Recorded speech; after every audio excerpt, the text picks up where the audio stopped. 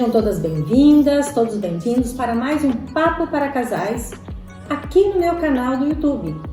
Se você ainda não se inscreveu, inscreva-se no canal e ative o sininho para receber informações sobre as novas notificações de novos vídeos.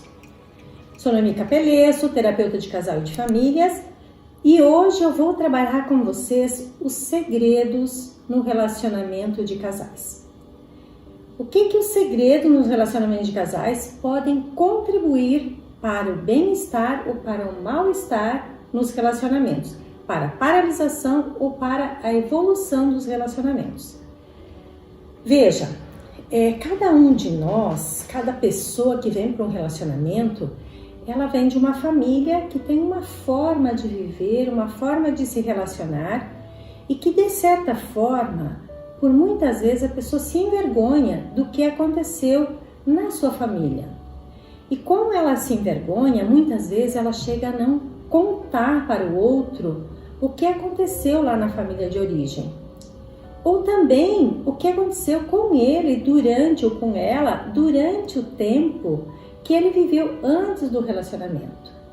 Então ele mantém em segredo. Os segredos, muitas vezes, dentro do relacionamento, eles vêm como uma proteção ou também vêm como um dificultador na evolução do relacionamento.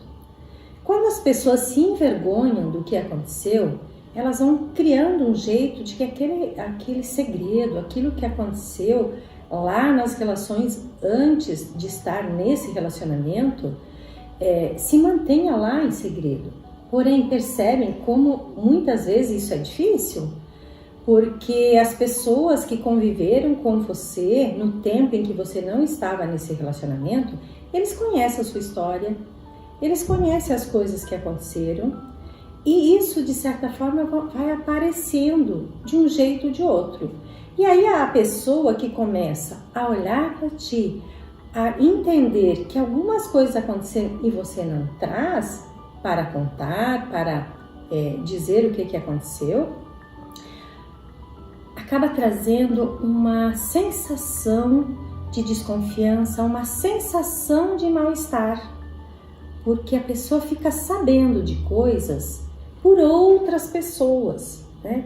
E aí ela diz, por que não contou para mim? Eu poderia entender, eu poderia compreender e com isso evoluir a partir daqui, até porque não estava no relacionamento até esse dado momento. Porém, a pessoa que começa a viver e lidar com segredos, ela acaba criando um hábito e muitas vezes não diz uma série de coisas que precisaria ser dita para que o relacionamento evoluísse.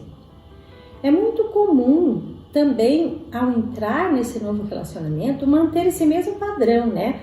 Durante outros vídeos a gente tem colocado, tem mostrado para vocês que existe um padrão, que é um jeitão de ser durante a vida, que é um jeitão de lidar com as nossas relações durante o tempo que a gente vai vivendo e vai se desenvolvendo. Por que a gente volta ao padrão? Porque a gente tem mais segurança, tem mais conhecimento. Então, se a pessoa não fala, não consegue dizer aquilo que deveria ser dito, é um jeito que ela vai continuar dentro do relacionamento. Muitas vezes os casais que vêm ao consultório, eles começam a dizer, por que não me falou? Eu acabei sabendo de tal situação por um amigo, por uma amiga. E eu fico com cara de quê? Claro, a pessoa fica com cara de tacho, porque a pessoa está falando de coisas que seu esposo, que sua esposa está fazendo. Ele diz, eu que vivo aqui, não sei. Então, como é que passa a acontecer no relacionamento? Ele começa a dizer, ele tem mais intimidade, ele tem mais proximidade com outras pessoas do que comigo. E no relacionamento as pessoas dizem, eu não digo o que aconteceu lá, eu não digo o que se passou lá, porque existe uma série de críticas que virão em cima daquilo que eu vou falar. Porém, se você não tiver a coragem de trazer para o relacionamento, de falar as coisas que tu sente, ou que tu pensa, ou que tu viveu, o relacionamento vai ter um distanciamento muito grande.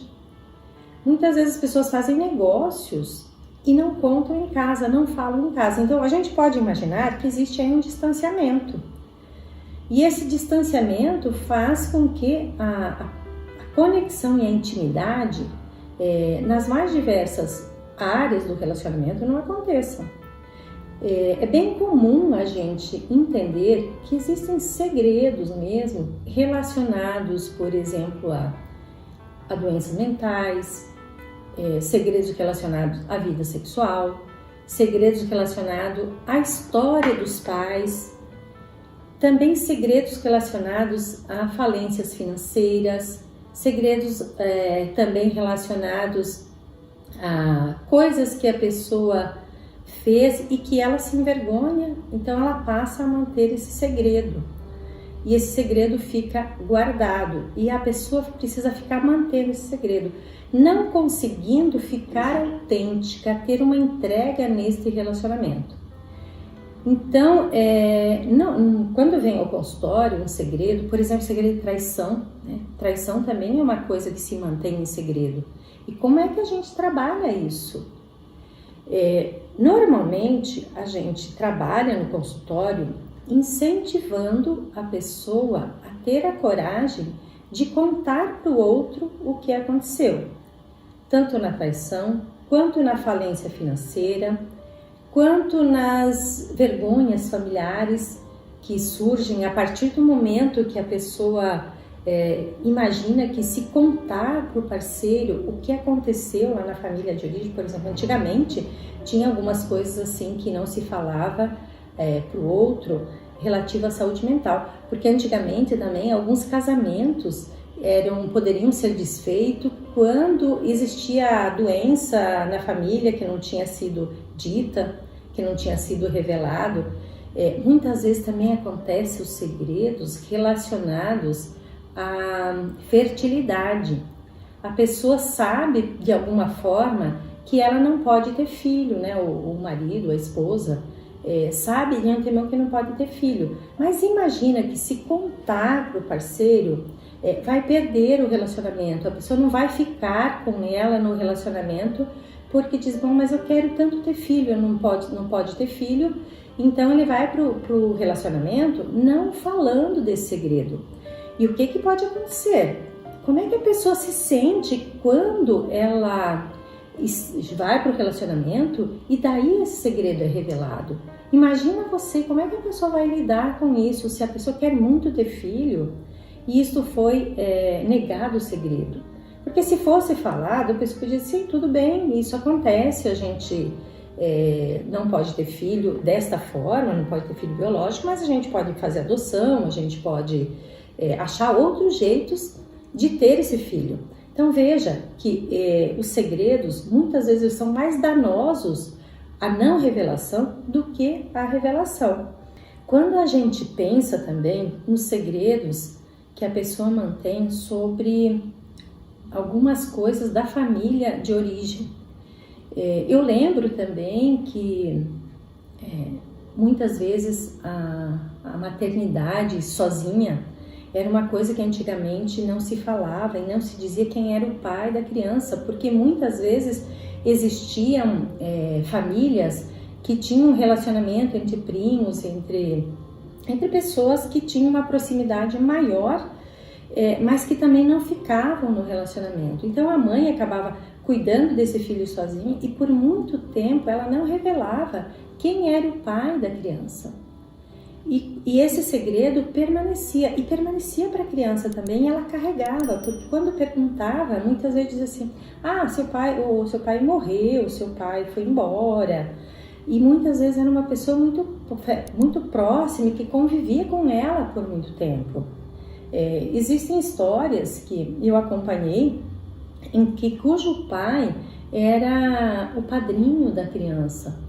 Então o pai biológico sabia, a mãe sabia, mas o marido, quem vivia no relacionamento, não sabia que não era dele a filha, não era biologicamente dele. Porém ele cuidava e criava como se fosse dele. Então, e a pessoa convivia próximo, esse padrinho convivia próximo, visitava a família, convivia com a família, e esse segredo permanecia. E a criança cresceu, virou um adulto. Imagina vocês o peso que esta mãe carregava durante a vida por não ter revelado. Mas que esse segredo, hoje revelado, digamos, quando a filha já tem em torno de 20, de 30 anos, a mãe fica sem saber o que fazer, fica sem conseguir fazer esta revelação, mas fica carregando esse peso e a pessoa fica sem saber da sua história. Como vocês acham que seria para vocês se vocês estivessem na história e chegassem com 30 anos e olhassem para aquela pessoa que foi dito que era seu pai a vida inteira, não era? E aquele que era o seu padrinho vira seu pai naquele dado momento. Como é que tu acha que tu lidaria com isso? Então, muitas vezes a pessoa fica em dúvida se vai revelar ou se não vai revelar aquele segredo que está aí. Outros segredos que são muito comuns de ser mantido é a situação de estupro. Muitas vezes um filho vem para o relacionamento, para a vida dele, fruto de um estupro. Tanto é que hoje a gente trabalha e vê mais como lidar com isso.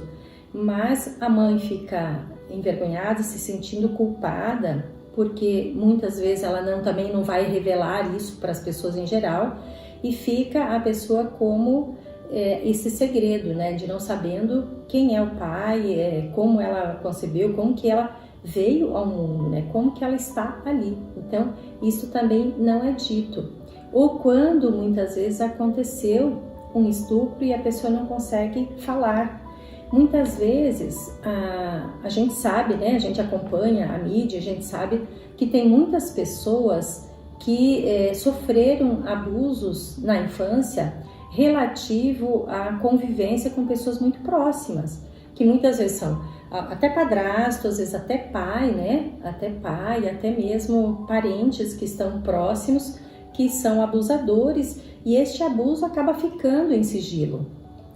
Já atendi pessoas que tiveram filhos do próprio pai, e ela manteve esse sigilo por muito tempo, mas não conseguia viver e não conseguiu criar um vínculo com a filha. Então essa filha precisou ser criada longe, até porque ela era uma menina muito pequena, então foi criada longe. E o que vem a trazer para a pessoa com estrutura de personalidade este segredo?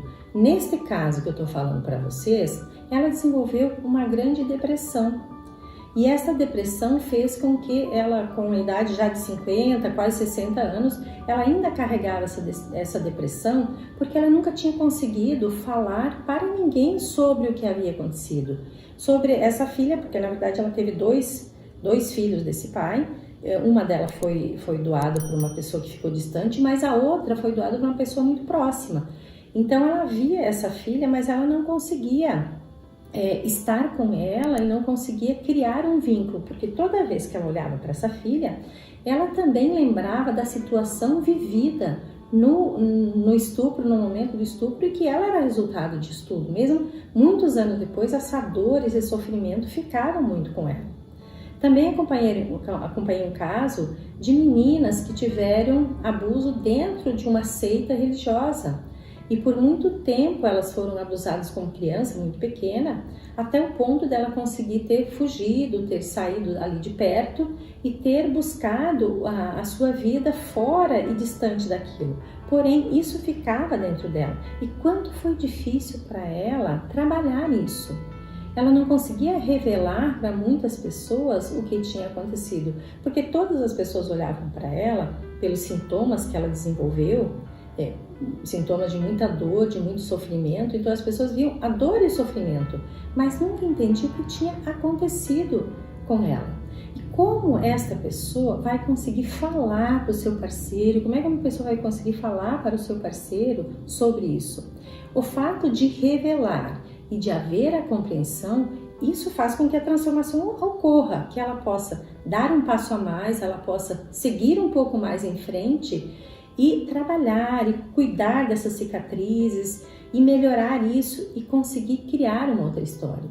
Porque aqui eu estou trazendo essa questão do estupro, inclusive para falar que esta cicatriz que fica, para que a pessoa possa ir para frente, ela precisa entender que todo abuso não tem a ver com ela, que tem a ver com aquela pessoa que é o abusador, aquela pessoa que causou mal a ela, ou quando ela é muito pequena, ou até mesmo quando ela é adulta. E como é difícil falar isso, até porque é muito difícil a pessoa ser atendida em alguns lugares, porque vem aí o julgamento. O que é que as pessoas vão pensar se eu contar sobre um abuso? Se eu contar sobre um abuso, a pessoa muitas vezes acaba dizendo que você provocou, que você criou uma situação para isso, né? Principalmente as mulheres, elas recebem um peso muito grande sobre contar se teve uma violência, sofreu uma violência, principalmente se a mulher for adulta, ainda é mais difícil. E se for criança, ainda ela tem medo de estar falando isso e das pessoas não acreditar. Em muitas situações não acredita. E outras vezes, quando sabe, as pessoas dizem para ficar em sigilo, né? O abusador, normalmente, ele acaba dizendo que não deve falar para ninguém, que isso é uma coisa das duas pessoas, e também ele diz que não deve contar porque se contar vai acontecer alguma coisa. Então a pessoa fica com esse segredo. Então, digamos, ela vive na infância com esse segredo, criando e dando a base para sua história, e aí ela vai para um relacionamento. Como é que aquela pessoa vai poder acolher esse sofrimento e acolher isso que está acontecendo com ela? Veja bem, se você está num relacionamento, é importante que isso seja possível ser revelado, que isso seja possível ser contado, e ajuda sim de um profissional da área que consiga trabalhar, consiga trazer isso de uma forma mais leve, menos sofrida, é importante. O que não dá é para permanecer com isso e levar uma vida desenvolvendo sintomas, inclusive que venha trazer uma disfunção mental, né? A pessoa pode trazer um transtorno mental decorrente desse segredo mantido por muito tempo. E aí ele fica naquela geração e ele passa para outra geração, porque isso não é dito. E muitas vezes vai trazendo um silêncio para aquela pessoa que ela vai vivendo para dentro dela mesma e vai vivendo com muita dor, com muito sofrimento que vem se desenvolver em sintomas que são as depressões ou um quadro de ansiedade muito alta, né? Que vem decorrente disso. Então, se de certa forma isso acontece, é preciso que seja revelado, observado e curado, para que a pessoa possa ter uma trajetória razoavelmente adequada para uma vida prazerosa, para uma vida de felicidade, para um desenvolvimento profissional. Então veja, os segredos no relacionamento, eles trazem às vezes proteção, como eu coloquei no começo, porque algumas coisas, claro, não precisa ser dito tudo no relacionamento, tudo o que aconteceu na vida inteira, mas aquilo que traz dor ainda hoje, ele é importante que seja revelado, o que seja procurado trabalhar isso. Porém, alguns outros segredos que também têm a ver com períodos de vida vivido, eles trazem cicatriz que precisam ser curados, que precisam ser cuidados para que a pessoa possa seguir a sua trajetória. E assim nós chegamos ao final de mais um Papo para Casais e nós estamos aqui pedindo a vocês que façam seus comentários, porque o comentário de vocês enriquece o nosso debate, nos coloca numa busca para trazer aquilo que possa ajudar vocês, porque eu já disse em vários vídeos que a minha missão com vocês, com os casais, é ajudar os casais a se reconectar, é ajudar os casais a se conhecer, é ajudar os casais a ter uma vida mais prazerosa, mais plena, mais cheia de vida melhor. E hoje nós falamos então sobre o segredo no casamento, que às vezes são prejudiciais e às vezes são proteção. Mas sempre no trabalho em psicoterapia, a revelação do segredo fará com que a cura venha acontecendo a partir disso. Agradeço a presença de todos e espero vocês para tomar um café delicioso comigo no próximo sábado, aqui no Papo para Casais, no meu canal do YouTube.